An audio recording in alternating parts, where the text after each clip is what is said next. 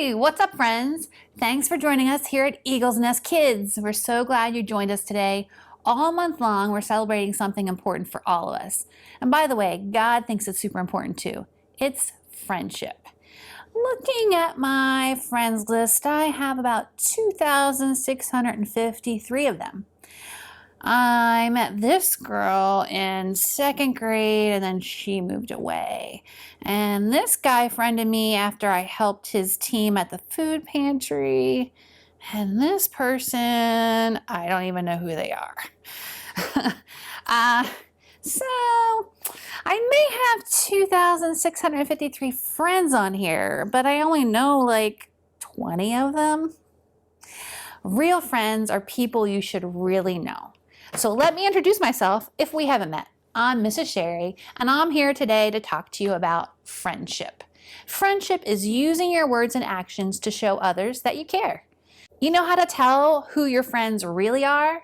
They show up. Showing up might look a little bit different now because of COVID, but your friends find ways to show up for you. They show up when you're happy. They show up when you're having a party. They show up when you need help. And they show up when you're sad and you need a shoulder to cry on. Your friends, your best friends, are there for you in the good times and the bad, just like the two friends in today's story. They went through what every friendship goes through, the highs, the lows, running for your life from an angry king. Okay, well, maybe not every friendship goes through that part. Some pretty wild things happened to these two guys. Let's see if they were able to stay friends through all of those ups and downs. See you in a little bit.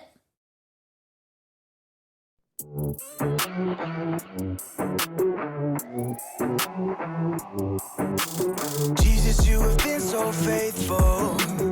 Jesus, you have been so true. I will be forever thankful, 'cause I never had a friend like you. Help me to be who you've been to me, to everyone I see. Let us love one another with that love like no other yet. That's the way you love us, God. Never turn away, you are with us every day, yeah. That's the way you love us, God. Your love is always been beginning to end. There's never been a better friend. So let us love one another with our love like no other, yeah. That's the way you love us, God.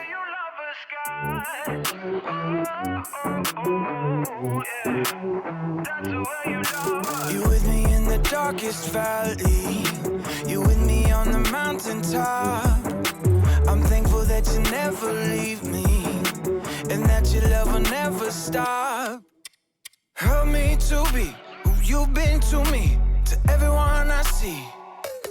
Let us love one another with that love like no other yet. That's the way you love us, God.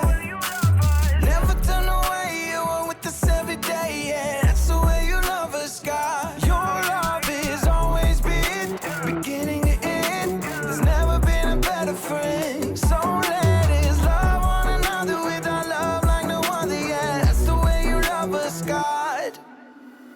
I wanna thank you for being a friend who's always by my side. I wanna thank you for the way you love me all my life. I wanna thank you for being a friend who's always by my side. I wanna thank you for the way you love me all my life. Love one another with that love like no other, yeah. That's the way you love us, God. Never turn away, you are with us every day, yeah. That's the way you love us, God. Your love is always been beginning to end. There's never been a better friend. So let us love one another with our love like no other, yeah. That's the way you love us, God. The Bible. It's 66 books of history, stories, letters, and poetry that fit together to form God's one big story. The epic adventure of how He created us and loves us so much that He made a way to rescue us. As we travel through the Bible, from Genesis to Revelation, we discover people who met God and found their lives changed forever. Now, for an amazing story, inspired by the book of 1 Samuel, chapters 18 through 20. Now imagine for a moment that you're a prince. It's a pretty cool job. Your father, King Saul, is a fierce and handsome warrior with a hot temper. Away from me, you fools! Saul is the first ever king over the land of Israel. And since you're his son, most people expect you to be the next king. You'll live in a fine palace, wear royal robes, and carry the best weapons. Your name is Jonathan. Call me John. You got a great life, right? But then your dad hires a new guy, a young man your age named David, who's only a shepherd boy. But somehow, through the power of God, David has just defeated the giant Goliath, saving God's people in the battle against the Philistines. I come against you in the name of the Lord. Your dad has given David a place to stay in the palace and a high rank in the army. You and David even become friends. Now imagine that David fights in every battle and wins. The people of Israel are even more impressed with him than they are with King Saul. King Saul is like great. Yeah, but have you seen David? He is like awesome sauce. To top it off, you've heard rumors that David has actually been chosen by God to be the next king of Israel, instead of you.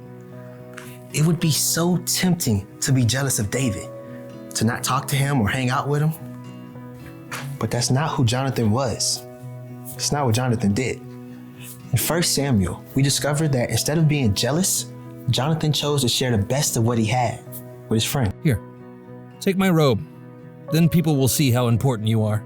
Are you sure? Take my belt, too, and my sword.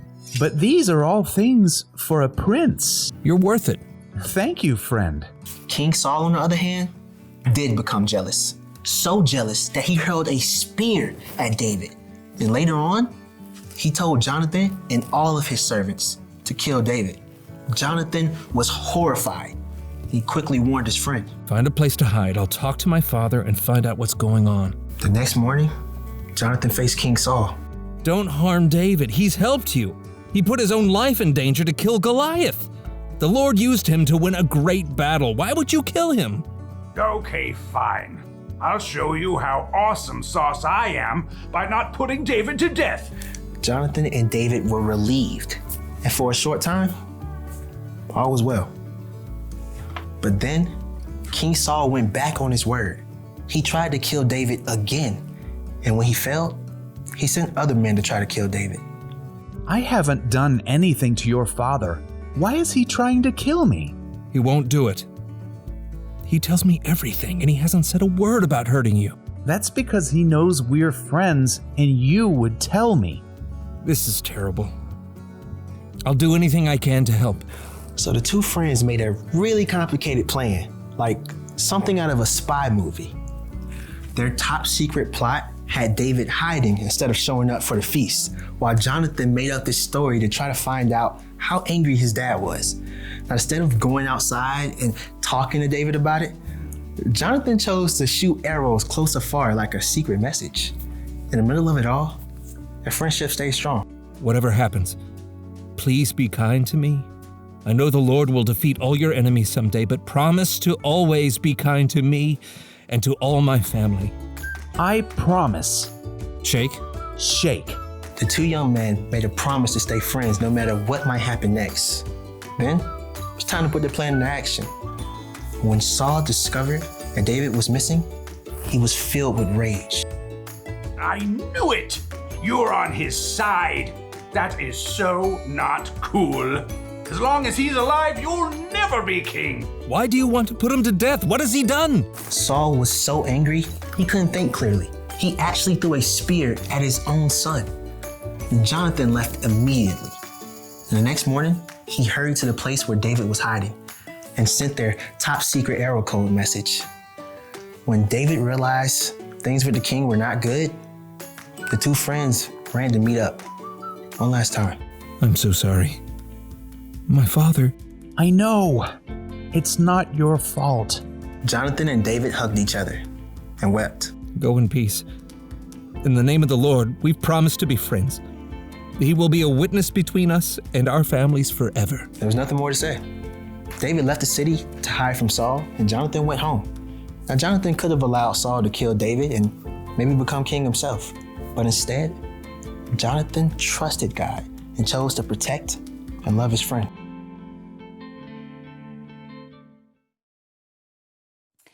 Wouldn't it be cool to have a friendship as strong as David and Jonathan's? Those guys would do anything for each other. Jonathan even risked his life to protect David. But that's what friends do. They love each other, no matter what. Okay, not that kind of love. I'm talking about this kind of love that Paul wrote about in one of his letters. You can find it in the Bible. It's called the book of 1 Corinthians. And you want to know what love is? Here is what some of Paul wrote. Love is patient. Love is kind. It does not brag. It is not proud. It does not become easily angry. It always protects. It always trusts. It always hopes. It never fails. That's how you show love to a friend. You're not impatient with them. You don't get angry easily. You protect them and you stand up for them. And you never, ever fail. Wait. Love never fails?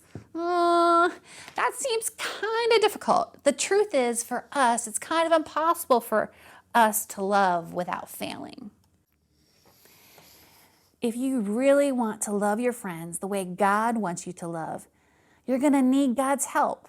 So the one thing to remember today is, the bottom line, friends love one another. Sometimes friends fail, and that's okay because friends also forgive. That's what friendship really looks like. And really, that's what love looks like. It's about loving our friends the way God loves us. Until next time, guys. Bye.